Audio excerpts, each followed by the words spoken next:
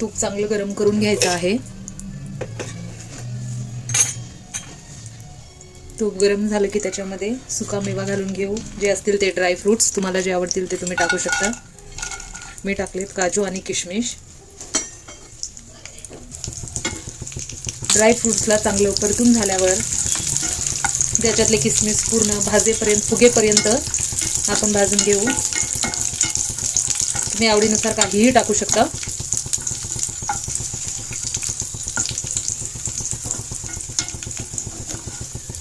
Dry fruit चांगले भाजलेले आहेत.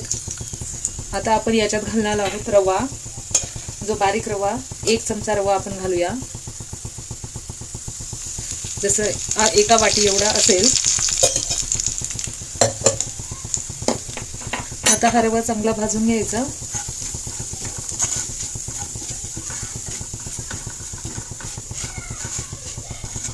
लाल रंगाचा होईपर्यंत गोल्डन ब्राऊन ह्याला भाजून घ्यायचे.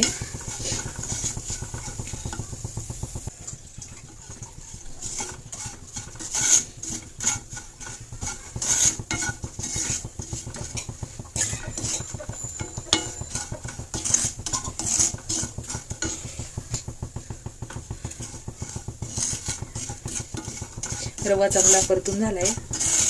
त्याला हलकासा ब्राऊन कलर आलेला आहे, तुम्ही पाहू शकता.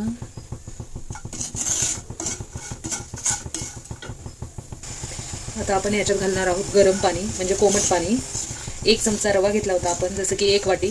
त्याच्यामध्ये आता आपल्याला 2 ते 2.5 वाटी गरम पाणी घालायचे. मी 1 वाटी घातले. अजून 1 वाटी.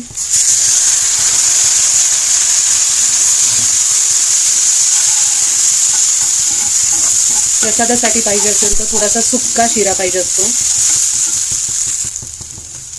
ह्याला चांगलं परतून घेतले. लो फ्लेम करून ह्याच्यामध्ये साखर घालायची आहे.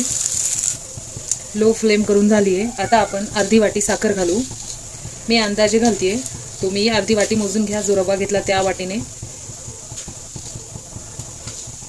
आणि चांगलं मिसळून घेऊन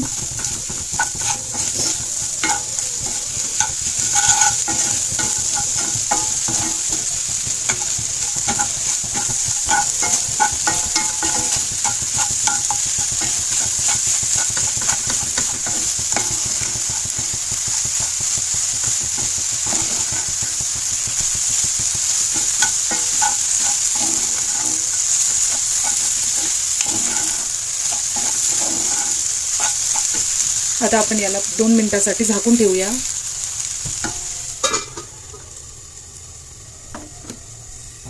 लो फ्लेमवरती 2 मिनिटे झाकून ठेवायचं. 2 मिनिट झालेले आहेत. आपण पाहू आता. अतिशय सुंदर आणि खमंग असा प्रसादाचा शिरा तयार झालेला आहे. बघू शकता तुम्ही.